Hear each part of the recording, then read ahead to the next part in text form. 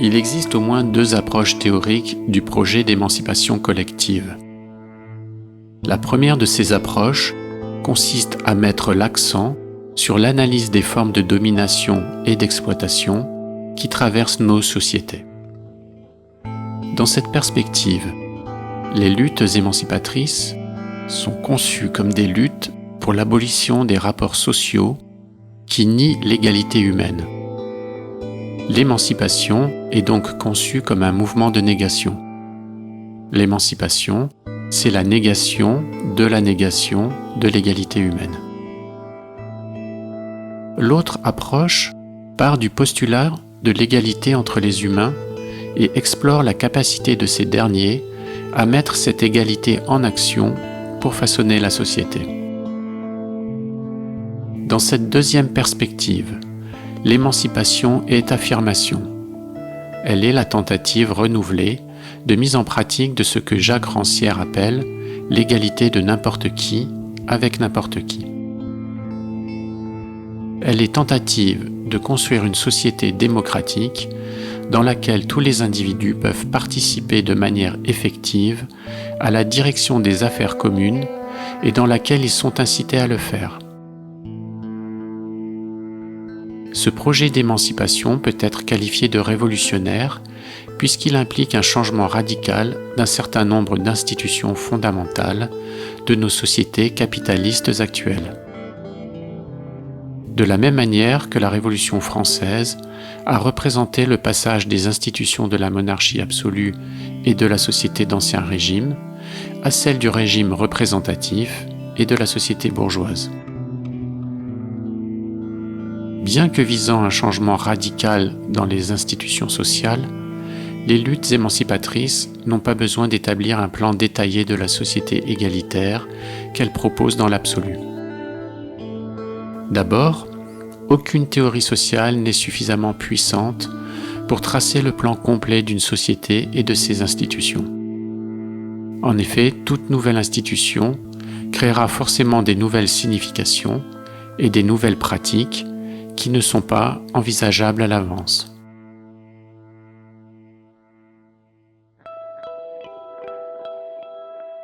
Ensuite, l'idée de fournir un plan préétabli de la société future contredit le principe fondamental de l'égalité qui pose que les gens doivent décider eux-mêmes de leur destin collectif. Cependant, même si la théorie de l'émancipation n'a pas besoin de fournir une description détaillée de la société qu'elle désire, elle doit quand même fournir des représentations claires de ce vers quoi elle tend. Pour que les luttes collectives puissent tenter de transformer la société, elles ont besoin d'avoir une idée assez précise des orientations à donner à leurs actions transformatrices. Elles ont aussi besoin d'évaluer les résultats de leurs actions pour savoir si ces résultats vont dans le bon sens. Car assurément, les actions humaines produisent toujours des effets non programmés. Finalement, plus que d'un plan détaillé de la société future, les luttes collectives ont besoin d'une boussole leur permettant de ne pas perdre le cap de l'émancipation visée. La notion d'autonomie, telle qu'elle a été réfléchie par Cornelius Castoriadis, pourrait être utile pour élaborer une telle boussole. Autonomie est un mot qui vient du grec ancien. Il est construit à partir de autos, soi-même, et de nomos, la loi. Autonomie désigne donc la capacité d'une collectivité à se donner ses propres lois. Dans cette définition, le mot loi recouvre un sens beaucoup plus large que son seul sens juridique. Il englobe les normes, les valeurs, le langage, les outils, les méthodes ou encore les modes d'organisation collective qui ont cours dans une société donnée et que les individus trouvent posés devant eux quand ils viennent au monde dans cette société. Un bon synonyme de loi dans ce cadre est l'expression institution sociale qui désigne les façons d'agir, de penser, de juger et de communiquer qui sont élaborées par une société et qui font que cette société tient en tant que telle. Ainsi, les institutions athéniennes sont les manières d'agir et les représentations élaborées historiquement par la collectivité athénienne et qui sont adoptées par les Athéniens. Les institutions athéniennes font que la société athénienne se perpétue en tant que telle et en tant qu'elle est différenciable de la société spartiate. Dès lors, la définition de la société autonome, comme société qui se donne ses propres lois, veut dire que cette société élabore ses propres institutions sociales en toute connaissance de cause.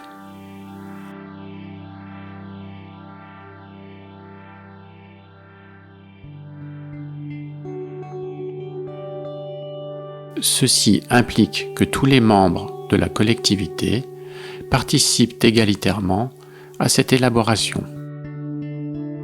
La démocratie, au sens radical du terme, est donc le régime social de l'autonomie, car on ne peut pas dire qu'il y a autonomie collective lorsqu'une seule personne, ou une minorité de personnes, décide pour l'ensemble de la collectivité. Si on adopte cette conception de l'autonomie, alors le projet d'émancipation peut être redéfini comme le projet d'autonomisation de la société, c'est-à-dire comme le projet qui vise à rendre la société toujours plus autonome. Effectivement, la notion d'autonomie est une idée limite, et en l'état de nos connaissances, aucune société n'est absolument autonome. En revanche, s'il y a une chose dont nous sommes à peu près certains, c'est que les institutions sociales sont créées par des collectivités humaines. Mais il est aussi à peu près certain que ces dernières ont tendance à occulter cette vérité. Autrement dit, les êtres humains inventent des formes de vie, des formes d'organisation, des lois, des valeurs, des normes, qui finissent par acquérir leur propre inertie et par devenir écrasantes pour les êtres humains qui les ont créées. Les sociétés, les individus qui sont les sociétés, deviennent au service d'institutions qui organisent la vie sociale à des fins spécifiques. Par exemple, vivre comme les ancêtres et les honorer, ou vivre pour adorer les dieux et accomplir leurs commandements, ou encore vivre pour produire et pour consommer des marchandises.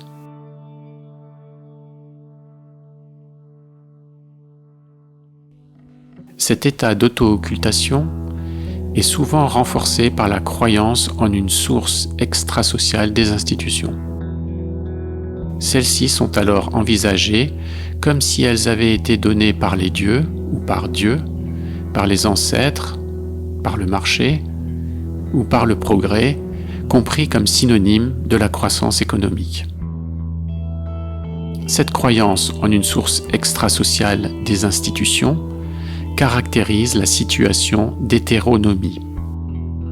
Les lois, les institutions, sont envisagées comme étant données par un autre, en grec hétéros, qui est extérieur à la collectivité. Hétéronomie s'oppose donc à autonomie. Dans une situation d'hétéronomie bien établie, la question de la légitimité des institutions ne peut pas être posée. Les individus sont fabriqués de sorte que cette question reste pour eux mentalement et psychiquement plus ou moins impossible.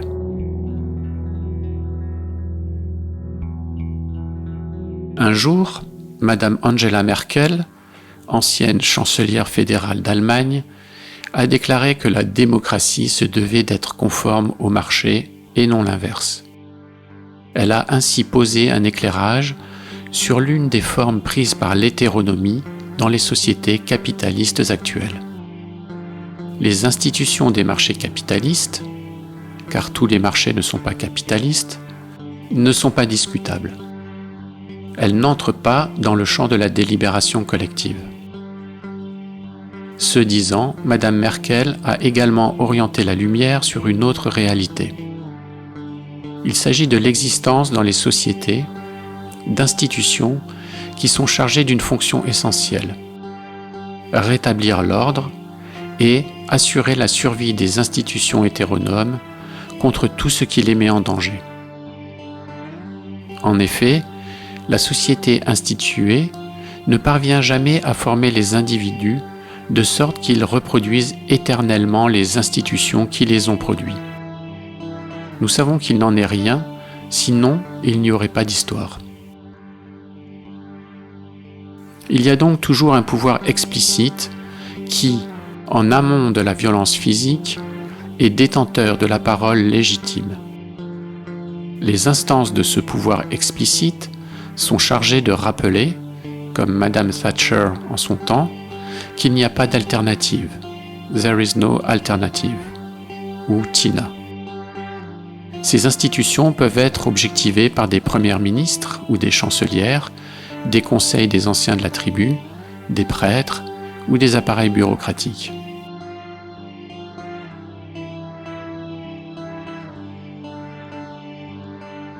Finalement, en disant que la démocratie doit se plier au marché capitaliste et non l'inverse, la chancelière allemande a vidé le mot démocratie de toute sa substance. Sa déclaration impose la représentation selon laquelle l'institution de nos sociétés capitalistes ne dépend pas des individus qui la constituent. Les participants à ces sociétés ne peuvent pas poser eux-mêmes leurs propres lois, car les lois sont déjà données par les marchés. La démocratie, si elle est prise au sérieux, se fonde au contraire sur l'autonomie, qui est la reconnaissance par la société elle-même qu'elle est source et origine de ses propres institutions. La société autonome refuse l'existence de toute norme ou règle extrasociale qui s'imposerait à elle. Il en découle que l'autonomie s'établit comme une ouverture permanente au questionnement et à l'autoréflexivité collective. Les questions que se posent les participants à la société autonome sont: quelles lois devons-nous nous donner? Les institutions que nous nous sommes données sont-elles bonnes ou faut-il en changer?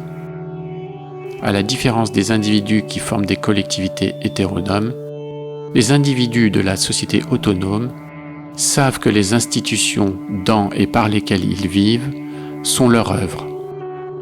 Et ils savent qu'ils peuvent les transformer s'ils n'en sont plus satisfaits. Quant à la démocratie, elle naît comme mode d'organisation sociale à partir du moment où tous les membres de la société peuvent participer de manière égalitaire à ce pouvoir de créer et de changer les institutions.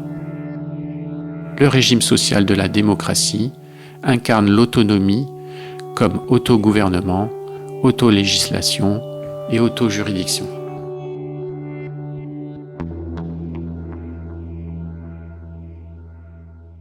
Si la démocratie est un régime social et non un simple régime politique, comme le parlementarisme, c'est parce qu'il ne saurait y avoir une égale participation au pouvoir de gouverner, de légiférer et de rendre justice dans une société inégalitaire où se reproduit constamment une énorme concentration de pouvoir économique aux mains d'une minorité, où les femmes sont traitées comme le sexe faible et où, en général, certaines vies humaines sont considérées comme valant moins que d'autres. La démocratie implique donc l'abolition de toutes les formes de domination et de toutes les séparations permanentes entre dirigeants et exécutants.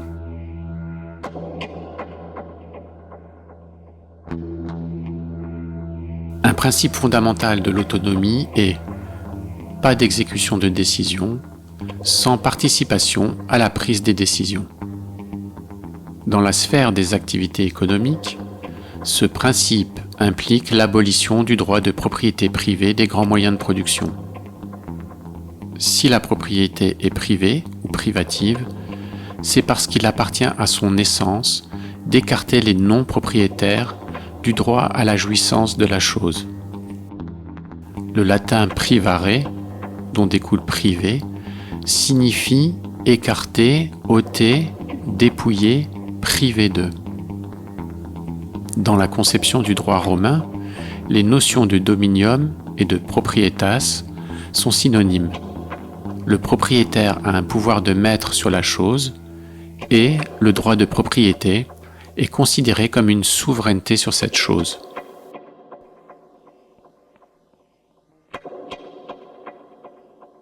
Le droit de propriété privée est donc un rapport social qui exclut les non-propriétaires de la prise de décision qui concerne l'usage des moyens de production. Or, la démocratie repose sur la délibération collective et égalitaire de tous les participants. C'est pourquoi la démocratisation des activités économiques implique la mise en commun des grands moyens de production. Mise en commun n'est pas étatisation ni nationalisation, c'est deux processus consacrant une nouvelle forme de propriété privée collective.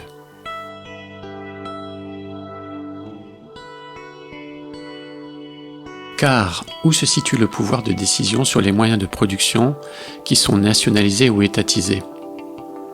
Dans le parti unique, au sein de la direction de la bureaucratie étatique, ou encore dans les conseils des ministres et les cabinets ministériels des vainqueurs des élections? Du reste, c'est bien le pouvoir de décision d'une minorité dirigeante sur les biens, sur les infrastructures, sur les services et les entreprises dites publiques qui permet leur dépouillement et leur privatisation, c'est-à-dire le transfert de leur propriété aux capitalistes. Ceci ne veut pas dire qu'il ne faut pas défendre les services publics, cela veut dire qu'il faut lutter pour en faire des communs. Le régime démocratique, appliqué aux activités économiques, ne saurait pas non plus se limiter à la prise de pouvoir des conseils ouvriers ou à la constitution de coopératives de travailleurs. Ces deux formes reproduisent la propriété collective à l'encontre de ceux qui ne sont pas membres de ce collectif. Le projet d'autonomie implique de mettre en question la logique propriétaire et d'instituer les grands moyens de production comme inappropriables. C'est-à-dire que toutes les parties concernées, travailleurs, consommateurs, riverains, collectivités affectées par les pollutions émises localement et globalement, mais aussi collectivités impliquées dans les approvisionnements en matières premières, etc., pourront participer égalitairement aux décisions concernant leur utilisation.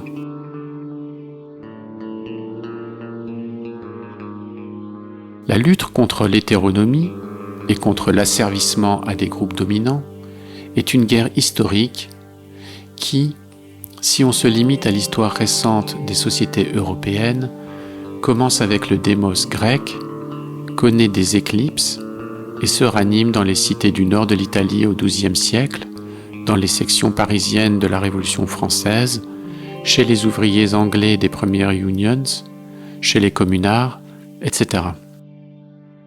Cornelius Castoriadis conçoit cette lutte pour l'émancipation comme une praxis.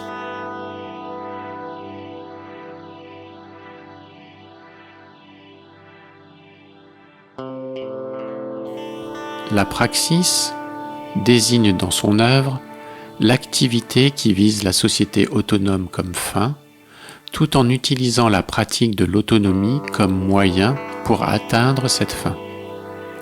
Ce faisant, la praxis transforme la société tout en transformant les individus qui participent à cette activité transformatrice.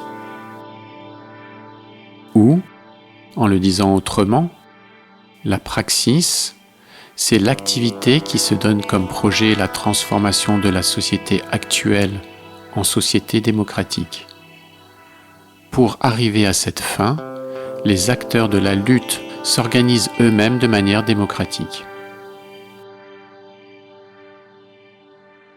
Et, dans le cadre de cette organisation démocratique de la lutte, les lutteurs sont constamment transformés.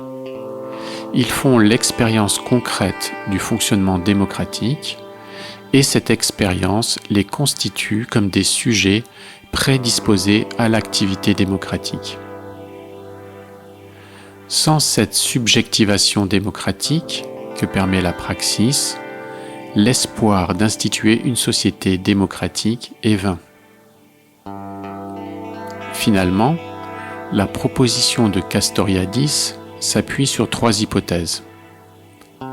D'abord, il y a l'hypothèse qu'une transformation autonome et démocratique ne peut pas être opérée par le haut en maintenant une division entre ceux qui pensent et ceux qui agissent, ceux qui dirigent et ceux qui exécutent.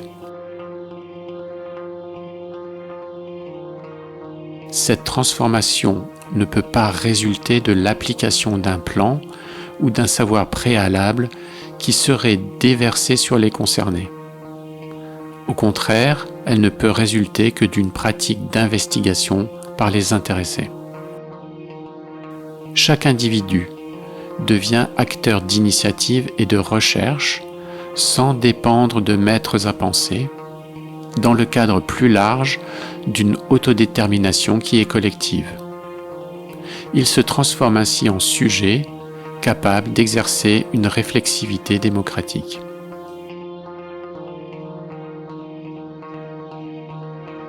Une deuxième hypothèse est relative à la circularité de la relation individu-société. Il en découle que seule une société autonome peut produire des individus autonomes et vice-versa. Contrairement à la conception qui sous-tend l'économie bourgeoise, les sociétés humaines ne peuvent pas être réduites aux interactions entre les individus. En effet, ces interactions se produisent toujours entre des individus qui sont déjà socialisés. Si des sociétés existent, c'est parce que des individus naissent en trouvant devant eux les institutions de ces sociétés, leurs symboles, leur signification, leur langage, et qu'ils les incorporent par leur socialisation. La relation individu-société est circulaire.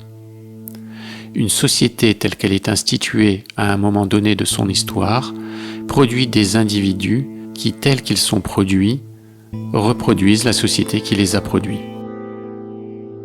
La société athénienne n'est qu'un champ de ruines sans les Athéniens qui la peuplent, mais en même temps, les Athéniens ne sont en tant que tels que par les institutions de la cité athénienne.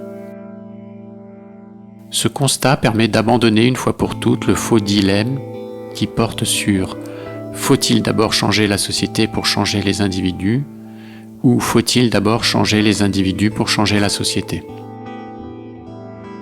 La société autonome et démocratique ne peut exister qu'incarnée par des individus dotés de dispositions adéquates. Mais les individus eux-mêmes ne peuvent acquérir ces dispositions que s'ils sont socialisés dans un contexte démocratique. Dans un premier temps, cette socialisation est opérée dans le cadre des mouvements de lutte pour l'émancipation qui sont organisés démocratiquement. Enfin, une troisième hypothèse est que l'autonomie est toujours susceptible d'accoucher d'une nouvelle forme d'hétéronomie. Parmi les risques les plus courants, il y a la dégénérescence bureaucratique et substitutiste des mouvements émancipateurs.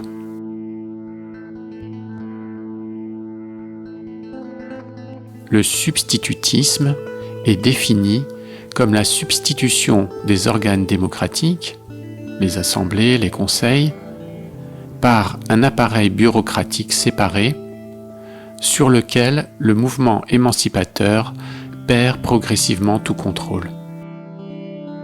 Au cœur de la problématique substitutiste se retrouve bien sûr la question du rapport entre le collectif et ses porte-paroles, ses représentants, ses avant-gardes, ses chefs ou ses leaders. Pour affronter ces questions, il est essentiel de susciter la formation en chaque participant des dispositions qui favorisent la critique, la réflexion et la délibération collective. Or, cet apprentissage de l'autonomie se fait en vivant l'expérience démocratique.